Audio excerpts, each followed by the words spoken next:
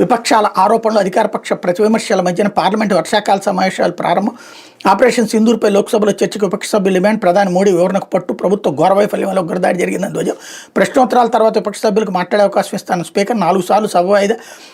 Pahalgam operation సింధూర్పై ఎట్టకేలకు చర్చకు అంగీకరించిన కేంద్రం వచ్చే వారం చర్చించే అవకాశం అన్నటువంటి వార్తని హైలైట్ చేశారు. లేకపోతే రాజకీయ యుద్ధాల్లో మిమ్మల్ని ఎందుకు వాడుతున్నారు ఎన్ఫోర్స్మెంట్ డైరెక్టర్ దుర్వినియోగం అవుతుంది.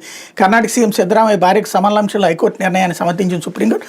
హైకోర్టు తీర్పును సవాల్ చేసిన కేంద్రాన్ని తప్పుబట్టిన ధర్మాసనం. ఈడీ పిటిషన్ కొట్టేసిన సుప్రీంకోర్టు. మైసూరు పట్టణాభివృద్ధి ప్రాధికార సంస్థ భూ కేటాయింపుల కేసులో ఎన్ఫోర్స్మెంట్ డైరెక్టరేట్ దురుద్దేశపూర్వక రంగంలోకి దించారు. రాజకీయ స్వప్రయోజనాల కోసం ప్రత్యేక పార్టీలపై కక్ష సాధింపు కోసం ఈడీని ఎందుకు దుర్వినియోగం చేస్తున్నారు? ఈ విషయంలో మేము నోరూపితే బాగోదు. రాజకీయ యుద్ధాల్లో ఈడీని ఎందుకు ఉపయోగిస్తున్నారు? ఇలాంటి విపరీత పోకడ వైరస్ని దేశవ్యాప్తంగా వ్యాప్తి చేయకండి.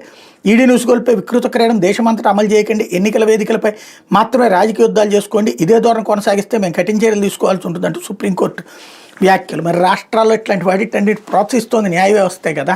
ప్రతీకార రాజకీయాలు వ్యవహారాలకు సంబంధించినటువంటి దాంట్లో వేస్తున్న పిటిషన్లని అనుమతిస్తున్నాయి న్యాయస్థానాలు, హైకోర్టులు. ఆ పైన సుప్రీంకోర్టులు కూడా వాటిని చూసి చూడనట్టు పోతున్నాయి. అందుకని నేను ఏదైతే చట్టపరమైన వ్యవస్థలన్నీ దుర్వినియోగం అవుతున్నాయి.